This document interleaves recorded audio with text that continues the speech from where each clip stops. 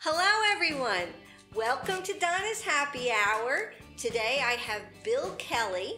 Bill is a singer, songwriter, and musician. He started singing at 10 years old and then later went on in 7th grade to form his first band and started playing guitar. And he also actually started writing in 7th grade as well. He has done many actually touring groups, and he currently is living in Tarrytown, New York. So I'm sure you're going to fall in love with his writing and his voice. So grab your drinks, whatever they may be, because I'm hoping you'll spend the next hour with me. Let's set us out to chill.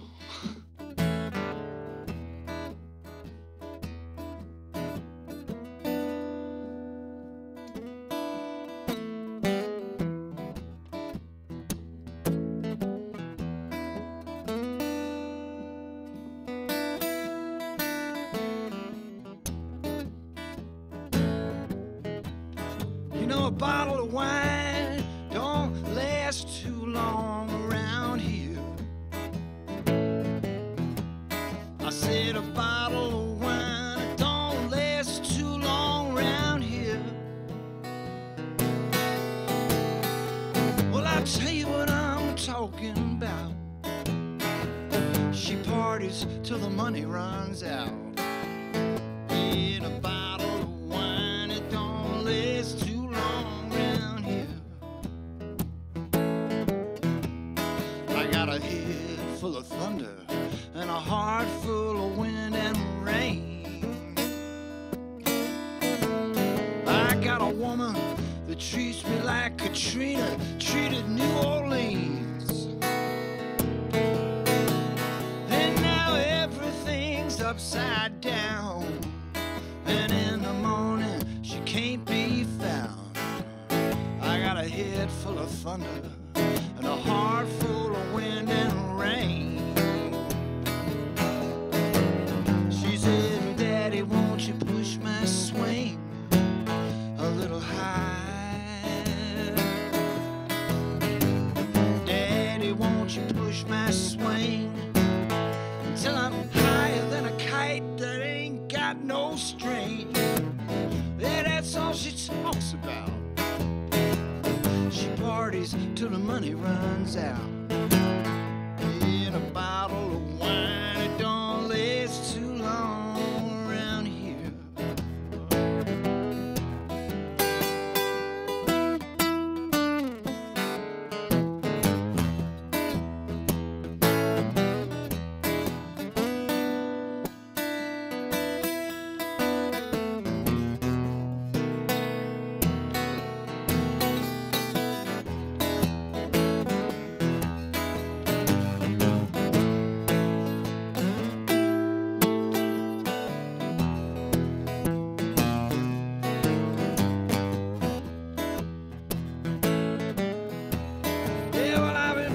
Through my dresser, and I'm looking for a dollar bill. I'm going back down on 108th Street. I'm gonna flag down Tiger Lil. Yeah, when I got the ways and the means, oh, she's a good loving, soft machine. But a bottle of wine, it don't last too long with her neither.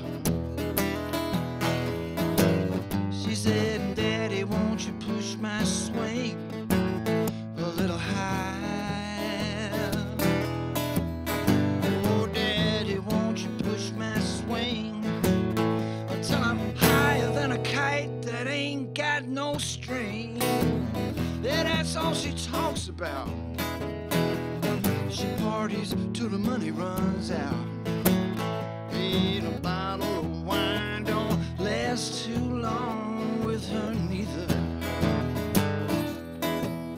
I said a bottle of wine, it don't last too long around here.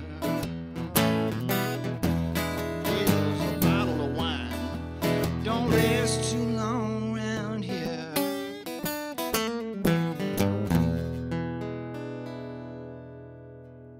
I'd like to introduce Bill Kelly. Bill, thank you so much for joining me. It's a pleasure, Donna. I really, really can't tell you. When you meet somebody and you hear somebody, which I did with Bill, I was out having dinner with my husband and Bill was singing.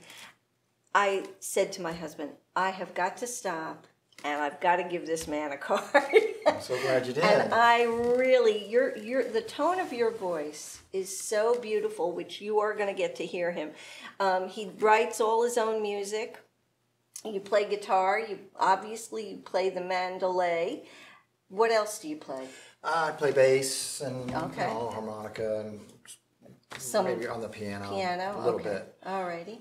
Although I wouldn't play it on a gig. I mean, but I play one. But right, yeah, you do a little bit. Make music. Well, there are some musicians that can play just about any instrument, but I think once you have an ear, you can pretty much get by. Like you said, you wouldn't do it professionally or necessarily. Well, you could do it in a recording studio where you can just stop and just create a section and make it pieces. Pieces. It's like drawing and it's a little different there, right? In a live performance, a whole like different thing compared to studio work or whatever. Yep. But so tell me, like, how long? When did you start? Actually, did you start with guitar? I started with singing. Okay. I started singing. I auditioned for a play as a 10-year-old. Oh, and it was a theater group it was an adult theater group, and they were looking for they had child roles. Oh, okay. And it was wonderful with this woman, Billy Burr, who was a Broadway. Okay.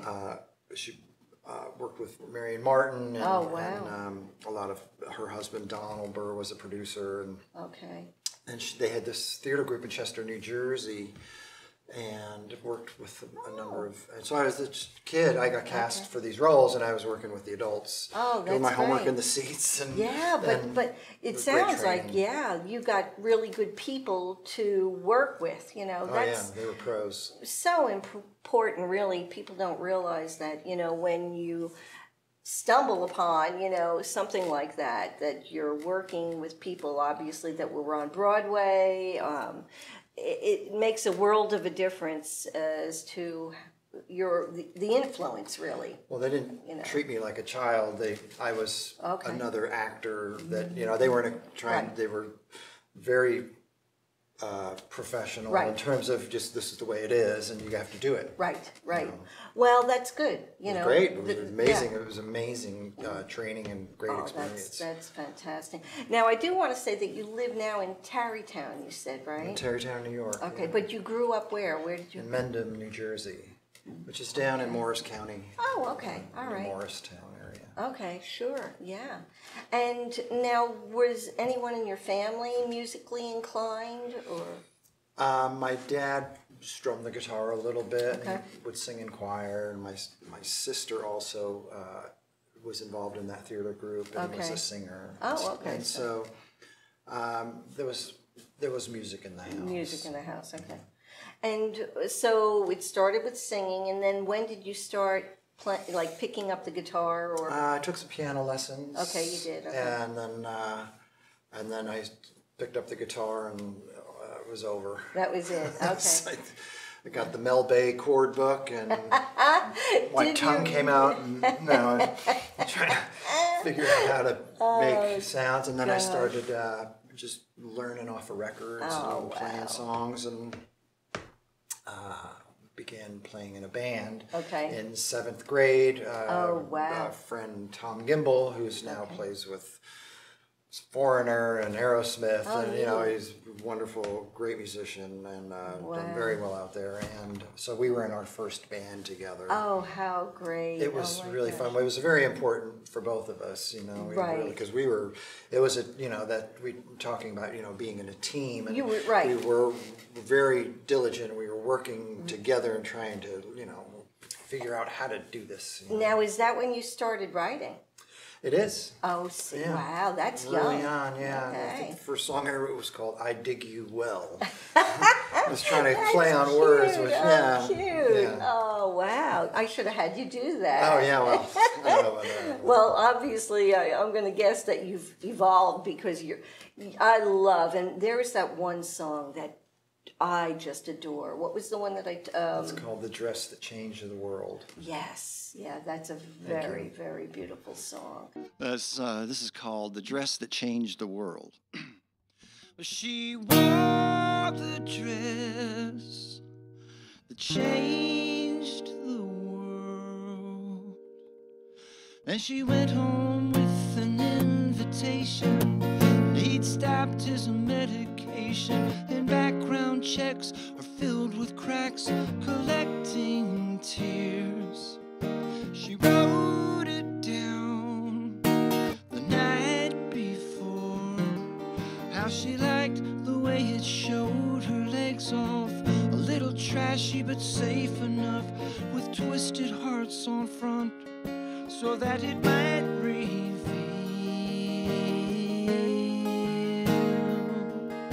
so much love to feel and give away. Oh, so much love to feel and give away.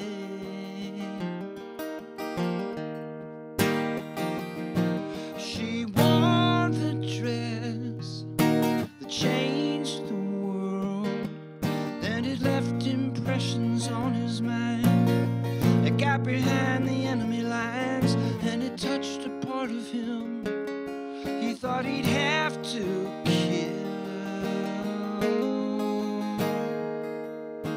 So much love to feel and give away. Oh, so much love to feel and give away.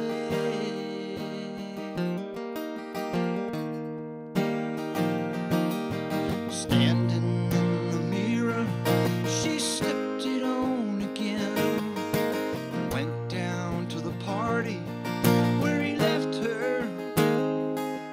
Oh, he left her wondering.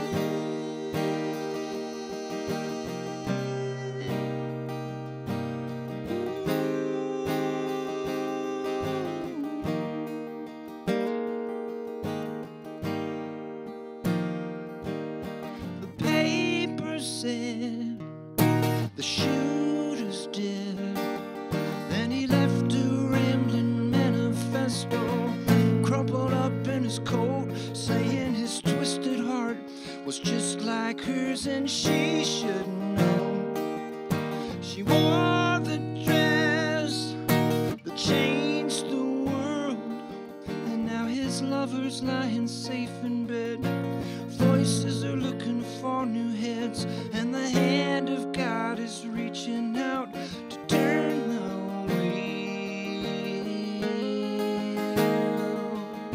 So much love to feel and give away. Oh, so much love to feel and give away.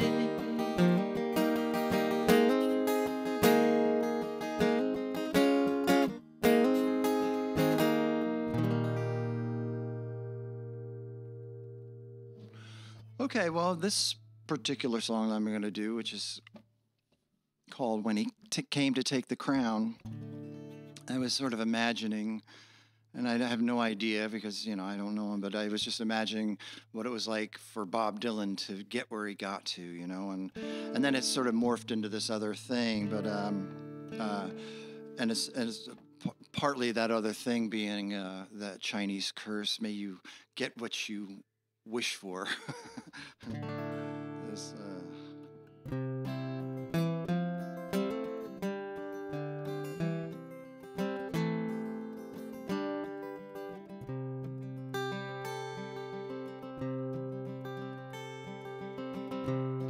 in the oldest part of town where people here first came, he laid a cornerstone down, and he carved the date and his name. wasn't about to leave it to his fate. He knew that if he freed those steaming horses from the gate, that he would come to be the undisputed heavyweight when he came to take the crown. He pulled a broken dream down the boulevard, made a promise that he knew he couldn't keep, and became a man at large. But he figured that he could weather through the storm. He said the price of fame was tuning out the scorn, but he didn't count on all the time that it would take to pull the thorns when he came to take the crown. His longing grew palpable. He could not shake it off. And the miles were inevitable. He had to get across. When he thought about that girl he left behind, and how he'd never find another that would look at him so kind, he told himself it really wasn't what he had in mind when he came to take the crown.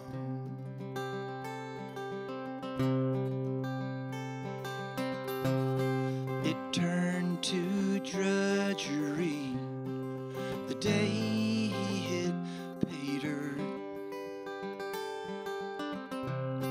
There were times it took all of his strength just to put on his shirt. He said, I feel just like a prisoner of war. All this buttoning and unbuttoning, I don't know what I'd do it for. I didn't come here for the money, and now I'm acting like a whore when he came to take the crown.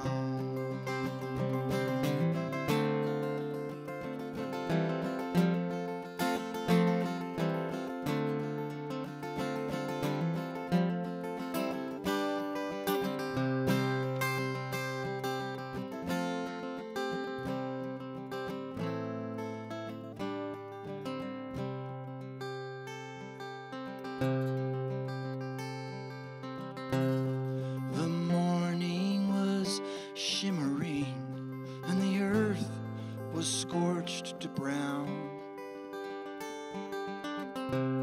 All but victory was close at hand. He could almost taste the crown. But the chill that had come and wrapped around his bones, and the utter sense of uselessness that would not leave him alone, it paled next to the loneliness as he stepped up to the throne when he came to take the crown. And in the oldest part of town, where people here first came, they laid his body down and they carved the date and his name.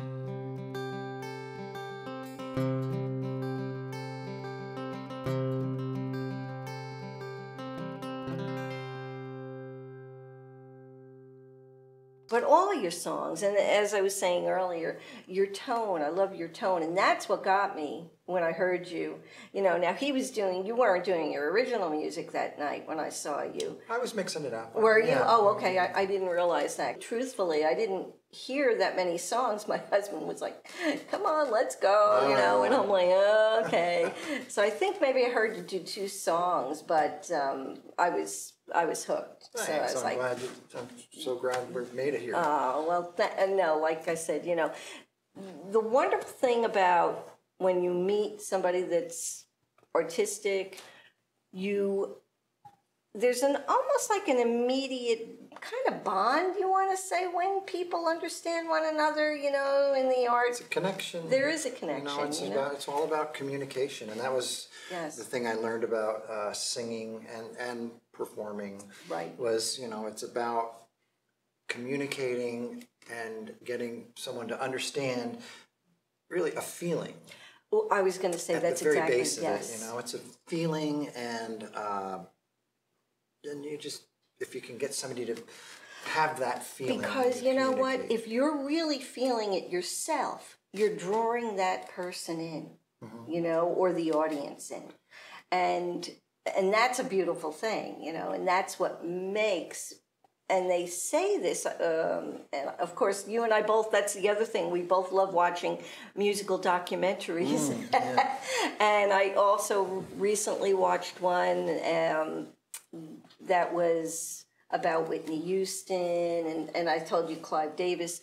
But one of the things that they all say is when that person who's singing that song is feeling it like in their soul, you can't help but not feel it, you know. There's, you know, and it really is. It's and as a performer, sometimes, you know, you can't feel so much that because you know that you're going to start crying. Exactly. So you have to sort of fit this. It's a funny. It's a fine line. It is. Yeah. Because of course, especially if it was a song that's written from an experience that you had, whether it be a good or sad, you know, especially a sad. You're right.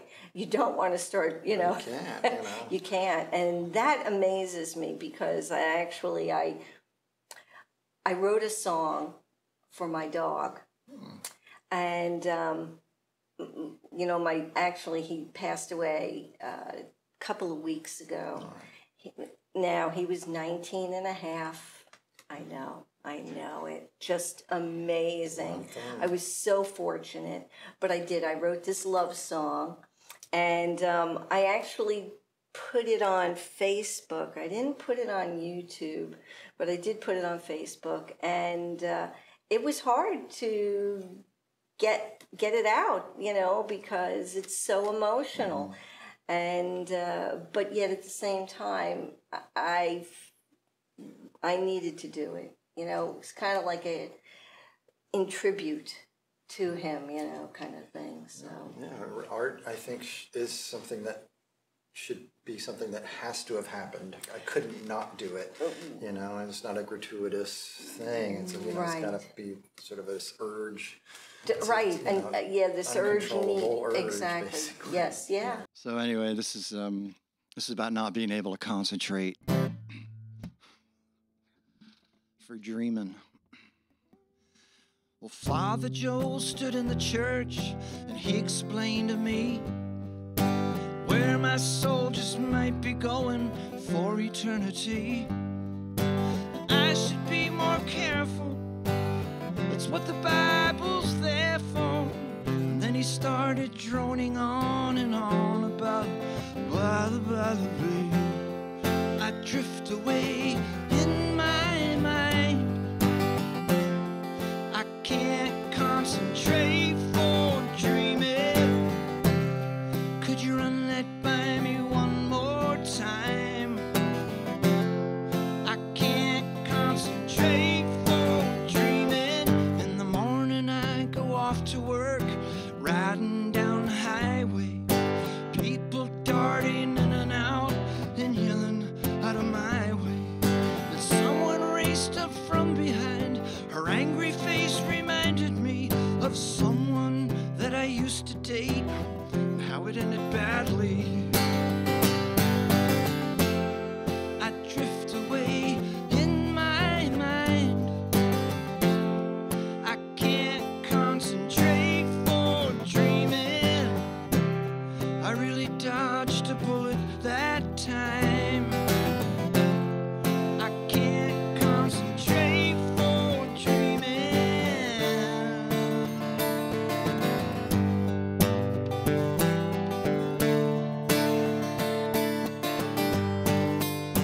Well, at the party, all my friends were laughing. My buddy was on a roll. doing his impressions, parlor tricks and telling jokes. He reached for me to kiss the ring. I found myself pretending that I knew what he was doing, but I was thinking about Father Joe. I drift away in my mind. I can't concentrate for dreaming. I lose the thread and miss the joke sometimes. I can't concentrate for dreaming. Could you run that by me one more time? I can't concentrate for dreaming. Ooh,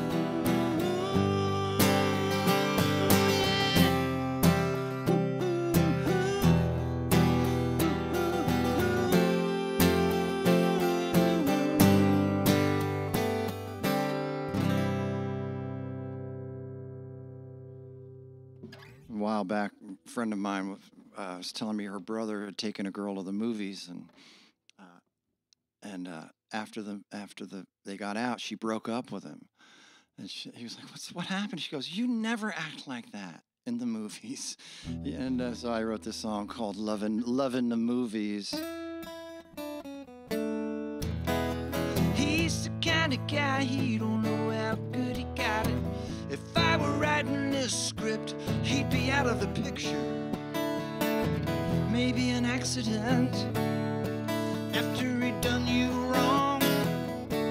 Then you could find love like they live in the movies. Oh, the next day you'd find yourself out on the boulevard, tears in your eyes, looking for another lonely heart. Somebody my age, maybe he dresses like me, someone you could love like they live in the movies. Then I'd be in the crowd, pushing and a shoving, mumbling how I got to give her all my loving, climbing over cars and calling out your name. And after I find you, we go back to my place, and I lay you down and I kiss you all over your face. I give you my heart, you tell your secret to me, and then we love like they live in the movies.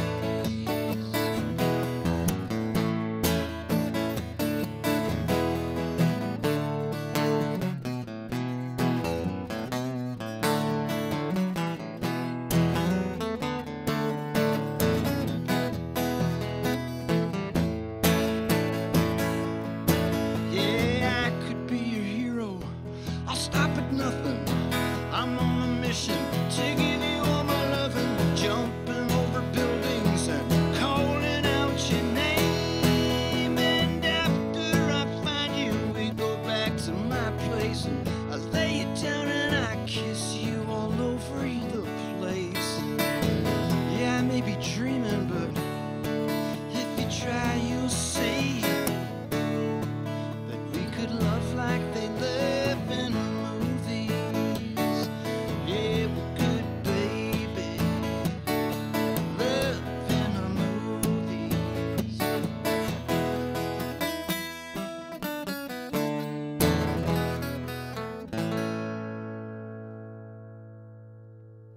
So let me ask you, so now you were telling me that your wife was a singer She still is, yeah. and still is, okay.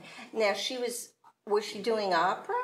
She sang, well, she's from Montreal, Okay. Canada, and she grew up playing, busking and playing sort of Quebecois folk traditional music, but then also the Joni Mitchell and play guitar. But then she discovered in her early 20s that she had an operatic voice. That was Wow. And so she began to train, and then she wound up going to Indiana Wow. University, which is the Juilliard. They're competing Okay. schools that turn out a lot of great musicians, and you know, she's one of them. And then she wound up doing work at the Montreal Opera and singing with symphonies, and you know, and then but then she decided it wasn't a lifestyle for her. You know, she didn't really. Wow. And then you said she went on to law school. Yes. Unbelievable. Wow. Well, yeah, she saw the writing on the wall in terms of like, you know, the musician life or the artist life is there's a lot of insecurity and you know, you don't know. Well, you know what? It's nice to be able to put food on the table and a roof over your head. Yeah. And you know, as we know, in the art field in general, you know, whether you're a singer or a dancer or whatever, you know, it's tough. It is tough. It's a tough, you know, you go through periods where you're making money and then you go through periods where you're not. And so I get it completely. And it is a lifestyle that, you know, takes a toll on you, I think, you know. And well, it is a, yeah, it definitely is not for the faint of heart. Right, right. You know, and doing extended runs on the road, you know, even under good conditions is difficult. Exactly. You know. Now, you had told me that about a year ago you had gotten a throat virus. I did, yeah. I got some kind of virus, and it damaged the nerve in my vocal cord. Wow. And it took me about 6-8 months to recover from it. Wow. One of the about a year ago, I lost my voice, and I had some kind of virus that damaged a nerve in my vocal cord, and I could speak fine and I could sing, but I could only sing in a low register. So I was not sure what was going to happen, you know. So I started kind of thinking, well, maybe I'll get a new career or as a hypnotist or something, or I was just trying to think, what can I do, you know? It's really all I know. Anyway, this is one of the songs I was able to, when it came back, I really was able to get off.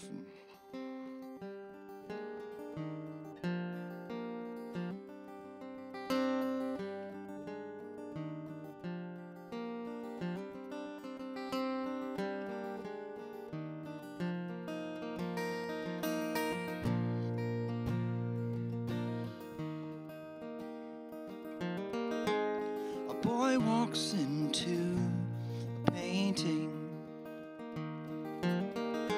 climbs upon an old white horse. He rides along the rivers and the ranges. He's got no plan to reverse his course. He knows someone is in the distance. There's nothing he won't look behind. For a love so fine, like evening mist, that wants to be had, but it's hard to find. It wants to be had, but it's hard to find. Sometimes we're looking for bridges. Sometimes we find the rain. And I always thought that I would see you and hold you back in my arms again. Well, heaven could not help but notice such an innocent desire that made a boat from a silver lotus and called upon her finest choir. Then heaven sent her only daughter through the stars in the Milky Way. The boy was drawn to the edge of the water, saw the flower in the dawning day. He saw the flower in the dawning day. Sometimes we're looking for bridges. Sometimes you find the rain. And I always thought that I would see you and hold you back in my arms again.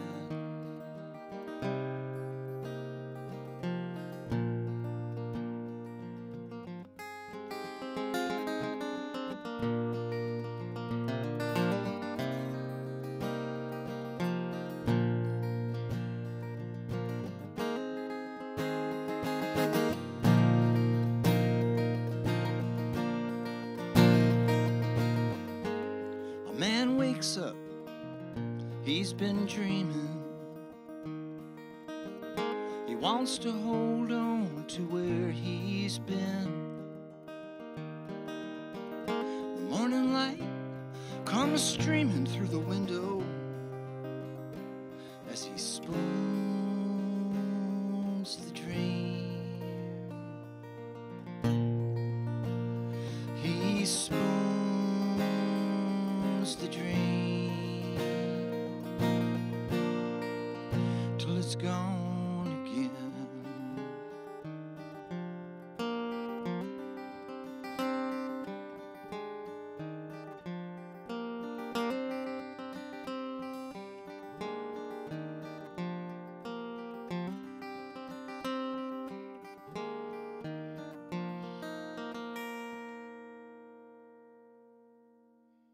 And it changed. You said you were singing in a lower key. Well, I was. That's what I noticed. Something was wrong. Was because I just couldn't sing in my upper register. Okay. And so I went to find out what the heck's going on. And then that's what they informed me that there was damage to the vocal cord, and I could sing, but it was limited. Right. And it was.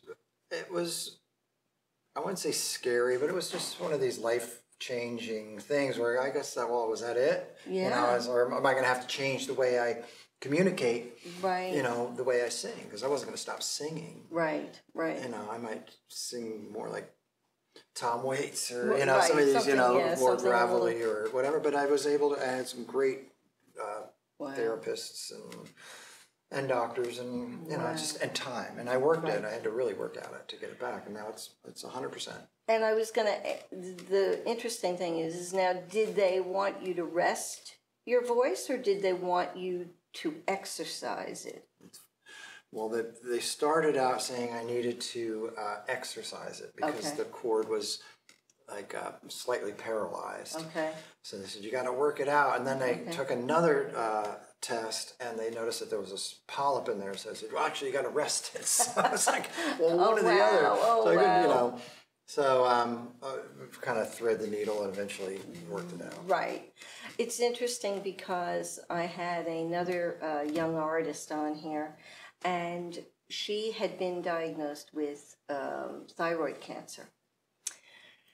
She was, I think, 20 at the time, and she said, you want to talk about, scary, because she said to him, well, first off, I know when you remove the thyroid, that's going to control my weight and everything else. She goes, I'm going to, blow up like a balloon. And she was actually sitting there to the doctor saying, can you take half of it? Right. Like bargaining with him.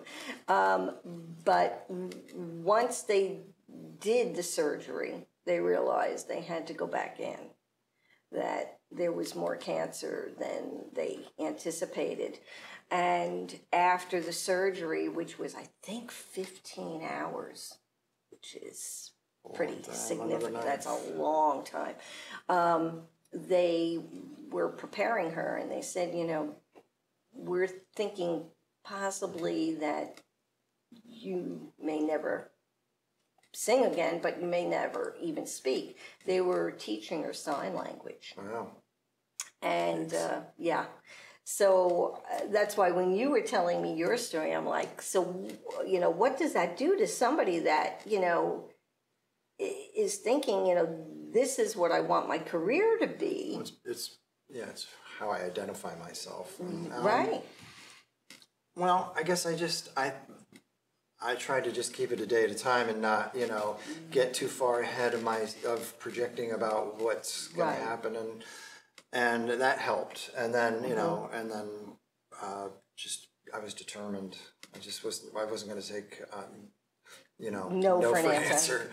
You know, well, and it wouldn't be for not trying anyway. So when I was doing the physical, the voice therapy, I really did, and having a wife who made me do it, the exercises, you know, and she was very diligent about keeping me honest, keeping you on, right, you know, right, and keeping me, you know, on track, right. So I was very lucky to have that too. Wow. So did you ever come up with a plan B? Like, well, if I can't do this? Well, I mean, I had some thoughts. I was maybe you know, hypnotist. You know, I don't know where that came from, but it was. It's an odd, yeah. You know the difference between this is a mandola, and the difference between a mandolin and a mandola is the mandola burns longer. It's a little bigger. It's like a viola-sized.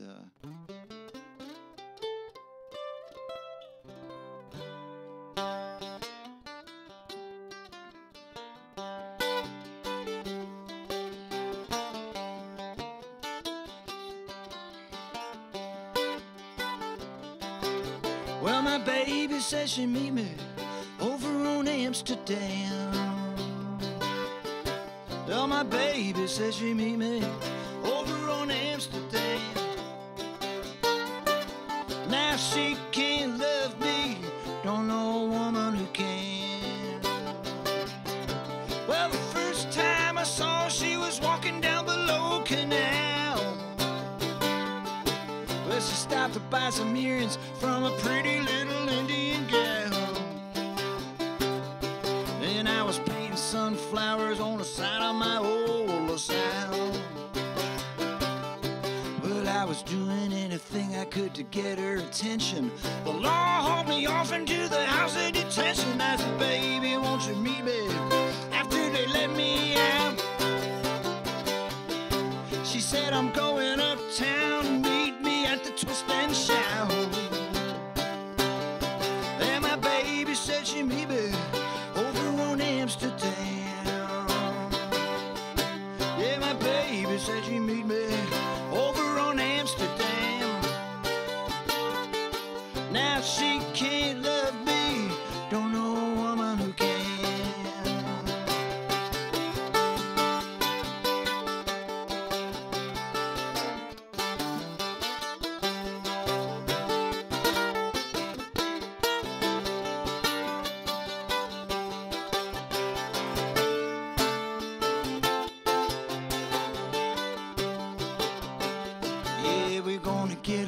Cabin in the woods by a stream, lay around all day, do some fishing in between. Now don't you do nothing, you just might wake me up.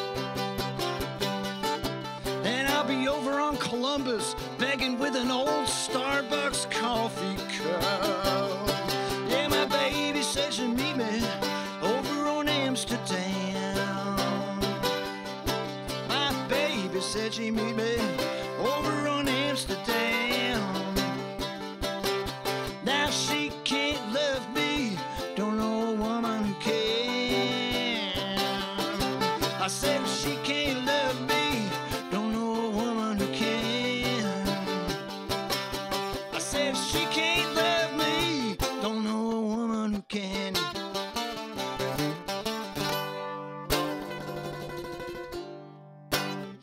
Let's see, I'm going to do this one song. This is a song I wrote with Niall Surratt with a band we had called the House of Cards back in Northwest New Jersey, and it's called 20 Years in the Big City.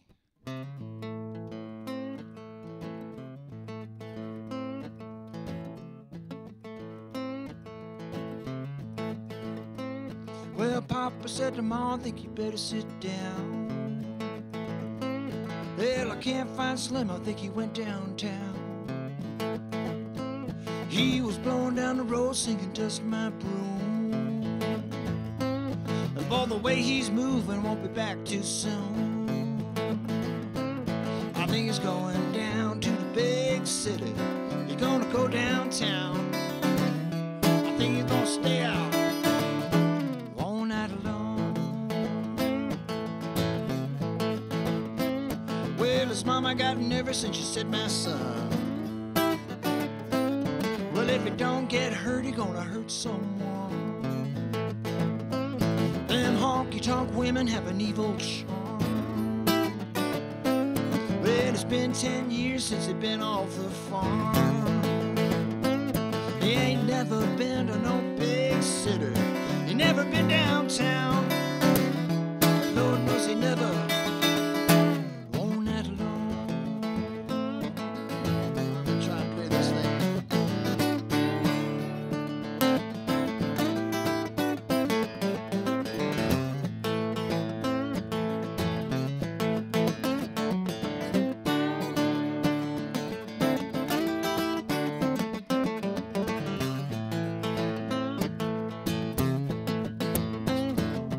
Over to Hudson and to Tompkins Square,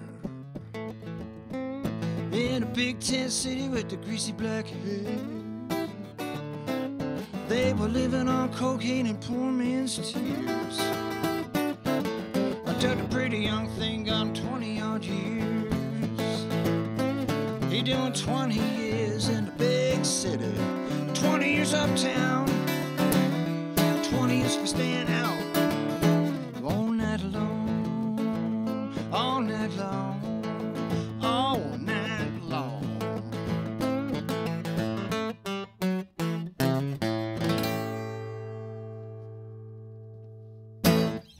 Hey, is this have you had this full yet? Actually, I did, but not with booze. Oh, okay. Because I was gonna say, could you get a free T-shirt when you drink a whole? When you drink a whole one of these, you get a T-shirt. Really, Donna's really. Happy Hour. I really think that I have to start doing something with that, well, because everybody keeps saying that to me, and it is very tempting with it sitting right there like that, It's really funny. Yes, yeah. Well, when I first started to do my show, I actually was going to do a show about paranormal, because I used to do paranormal investigating, because I'm a medium, and one thing led to another, and I got involved with doing that other show that I was telling you, and I said, you know what, I just don't think it's time for the paranormal thing, it's, I just wasn't feeling it. Yeah. So, lo and behold, this all kind of came about, and I'm not really quite sure how I came up with the happy hour, but it was suitable for me. It found you. Yes, it did. It did find me, and it's suitable. If you know me, I love a good party. Wow. So let's leave it at that. All right. But anyway, so let me ask you. So you started in 7th grade, started writing, and now you have CDs out? True, the records right? out. Yeah, I started. I didn't decide to become a musician professionally until I was in my mid-20s, my 25th birthday. I'd been playing music all my life, but it wasn't like I'm gonna be this. I went through high school and just kind of went underground into my room with my guitar. Okay. And I was just played in my room. Mostly I wasn't out there performing as much. I kind of left the theater group thing. And then in San Francisco, I moved to California right out of high school. Oh, wow, okay. And I became involved with a spiritual group called the Walter Magana Baptiste Center in San Francisco, and he was one of the great pioneers in the whole human potential yoga movement, and it was and I discovered that, and I just and that's where I played bass, and that it was also had a belly dance troupe. Okay. And that's where they found out I played guitar, and they said, "Oh, here, well then take the bass because you'll be the bass player in the belly dance troupe." So the next thing I know, I'm just 20-year-old guy, 20-year-old wearing a caftan and a fez, and I'm playing bass with these dancers in this great scene, and I was just like, "This is great." I was like, and we're doing shows around California. We wound up doing a Monterey Fairgrounds with Chet Helms and the Family Dog production with Canned Heat and Hot Tuna and Peter Tosh and The Clash and lots of shows, and it was a real scene. It was very California. Yeah. I learned a lot. I met so many interesting people, a lot of artists and mediums and all kinds of characters that were attracted to that world. So it was a groovy. It was such a groovy. It was, artists, poets, dancers. I became very friends with a lot of the San Francisco ballet dancers at the time, Carlo Bustamante and Horacio. Wow. It was a really, really very Do you have footage of this? Photos, for sure. Wow, yeah, wow. Oh, that's just... Well, next time I have you on, you have to bring some of those photos. Slideshow. I've got to see. Yes, I've got to see some of that. Oh, that's fantastic, though. Oh, so that was part of, and so then when I began performing. So I was performing with the belly dance troupe, and then I started to get. When I decided to, I was getting hired as a musician. I got a job singing, playing with the National Theater of the Deranged, which was a comedy improv troupe in San Francisco. It was with Jim Crana, who was in the Fireside Theater, and also did work in the committee. And then, I was the musician for the troupe, and I would set scenes. Like they would say, and now we take you to a country western bar in Hong Kong. Right. And I have to be like, come up with something to sort of, set the scene. Sure, to set the scene. And so, excellent. Yeah, and it was a really fun. They were wonderful, and they. So I was a member of the Deranged for a while. The Deranged. I know. Well, they was the few, the proud, the Deranged. Right. That was the motto. Very cute. Yeah, and there were a lot of. People would sit in. Robin Williams would sit in. Eric Idle. Whoopi Goldberg. Yeah, they were an institution. In San Francisco. Interesting. Yeah, that was a really great. Great experience. Oh my gosh, that is a great experience. Yeah. Wow.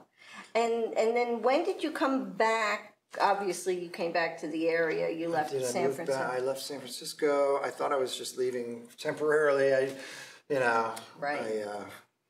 Life. So I told my friend, I said, just hold on to my apartment, I'll be back in a month or two. I'm just going to go, on the road a little bit. And then I just wound up putting down roots. I came back to the East Coast and moved back to the New Jersey area for a while, girls. I don't sing, friends, and then I started a band, and we started getting busy. We had a band called the House of Cards, which was a really successsul band in the Northwest New Jersey scene. Really? And what year was that now? That was 87, 88. 88, okay, 88. Yeah, about 30 so years ago. Wow, interesting. Wow. Because I'm just trying to think back, and I don't, so you played like North Jersey, and we played all over. We played a lot of Pennsylvania, New York, Connecticut. Really? We weren't a big traveling road band, but we were very busy. In the club scene, played Manhattan quite a lot. Did you? Yeah, Brooklyn. Mm-hmm. Oh, interesting. Yeah, so it was and then we made a record and wound up placing a number of songs in some TV shows like Northern Exposure back in the day. No kidding. We had songs in the Ken Russell film, which was called, with Teresa Russell, a film called Whore. Okay. Bunch of different, just a lot of, we were making records and getting some action. And how long was that band together? Almost 10 years. Wow. Yeah, to the like 97. That's a long time. It's a long time for a band. You bet. You know. Wow. Oh, and what broke it up? Just life in general, or? Yeah, you know, I guess wanting to just do something else, you know. I was the singer and the songwriter of the band, and I just was meeting new people and wanting to sort of spread my wings and branch out. You know. Yeah, and I didn't really want to break the band up, but it was a natural thing to just end. You know, I didn't really probably would say if I could have broken it up the band, I should have just said, look, I'm done. We're just moving on. But I didn't really know how to do it, and there was some there's band tensions, and I have since had opportunities to leave relationships a little better. It's tough. It is, and 10 years is really a long time in that industry. You know? Yeah, I mean, 2 years is a long time. You better believe it. 1 year is a long. Right, one gig. Yeah, exactly. I mean, it's I see that with my friends. That they're constantly. All right, another drummer's in, another drummer's out. So. Well, yeah. So we had a great thing going. Yeah. And it really had. It was good work. We did a lot of good work, and people loved it. Well, I know the little bit that I've heard, I love from you, and I would love to hear some of the stuff that you did with that band.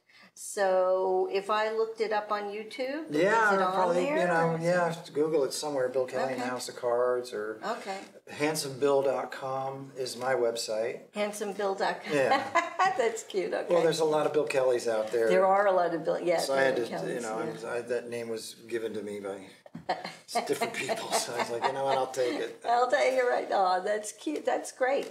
And so what's your next gig coming up? Where are you going to be? Well, I've been singing in a show. It's a Crosby, Stills and Nash tribute show. Oh, okay. It's called CSN Songs. Okay. And I sort of represent the Graham Nash character, but I sing different. I sing a couple Stephen Stills songs, and that's playing in Long Island, I think, and then up in it travels. It's a theater show. It plays around the country. Interesting. And so that's playing in Long Island, and then in Connecticut, and then that'll end up this year. But we were very busy through the summer in Wisconsin and Utah, and wherever. Are you coming up like to this area or to PA or anything? I don't think there's not right currently, but if I'll let you know. But it's CSNSongs.com. It's a great show, and that material, those songs are so amazing. Oh gosh, yes. Crosby, Stills and Nash and Young. I mean, those. Just can't. Oh no! It's as good as great anything. Combo, great. And it's a real privilege. I mean, I love singing the stuff. It's a great show, and also people love it. It's a wonderful show. Right. Well, I want to thank you again. This is Bill Kelly, and it's handsomebillkelly.com. Well, handsomebill.com. Handsomebill.com. Okay. And is there an email or? If people want to if you Google Bill Kelly Music Tarrytown, it'll come up, or handsomebill.com. All right, wonderful. Well, again, thank you so much for joining me. I really appreciate it.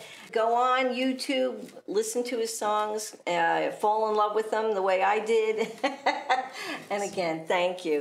All right, so I guess we'll say goodnight, everyone. Thanks. Good night. See ya. Well, my baby says she meet me over on Amsterdam. Well, my baby says she meet me over on Amsterdam.